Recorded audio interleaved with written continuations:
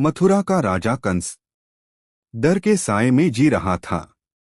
उसे पता चल चुका था कि नंद बाबा के घर जन्मा एक बालक एक दिन उसका अंत करेगा। इसी भय में कंस ने धरती पर राक्षसों को भेज दिया, हर नवजात शिशु को मार डालने के लिए। उन राक्षसों में सबसे क्रूर थी पूतना। पूतना ने एक सुंदर स्त्री का रूप धारण किया, मधुर चेहरा, कोमल मुस्कान, लेकिन उसकी छाती पर लगा जहर मृत्यु से भी अधिक भयानक था। एक दिन वह गोकुल पहुंची। गोकुल जहां शांति थी, जहां प्रेम था और जहां नन्हा कृष्ण था। गोपियां उसके रूप पर मोहित हो गईं। किसी को जरा भी संदेह नहीं हुआ कि यह स्त्री नहीं बल्कि मृत्यु स्वयं है। नंद बाबा के घर झूले में लेटे थे नन्हे कृष्ण। यशोदा मैया थोड़ी देर के लिए बाहर गई थीं। बस यही मौका था। पूतना ने कृष्ण को गोद में उठाया और अपने विशैले स्तन उनके मुख में दे दिए।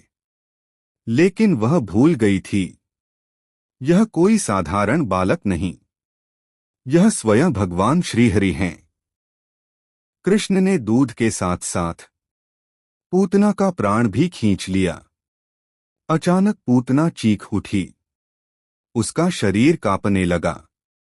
उसकी आंखों में डर भर गया। छोड़ दो मुझे, छोड़ दो। उसकी भयानक चीखों से पूरा गोकुल गूंज उठा। पूतना का सुंदर रूप धीरे धीरे मिटने लगा। उसका असली राक्षसी स्वरूप सबके सामने आ गया। वह जमीन पर गिर पड़ी। धरती कांप उठी, आकाश गूंज उठा और एक राक्षसी का अंत हो गया। उसके विशाल शरीर के पास नन्हा कृष्ण शांत भाव से लेटे थे, मानो कुछ हुआ ही न हो। गोकुलवासी दौड़ते हुए आए। यशोदा मैया घबराकर कृष्ण को गोद में उठा लेती हैं। आंखों में आंसू लेकर कहती हैं, हे नारायण, मेरे लाल की रक्षा करना। उन्हें क्या पता था कि उनका लाल ही सारी सृष्टि की रक्षा कर रहा है। शास्त्र कहते हैं पूतना को भी मोक्ष मिला, क्योंकि उसने मां का रूप धारण कर भगवान को दूध पिलाया था। यह श्री कृष्ण की करुणा है, जो शत्रु को भी मां का स्थान दे देती है।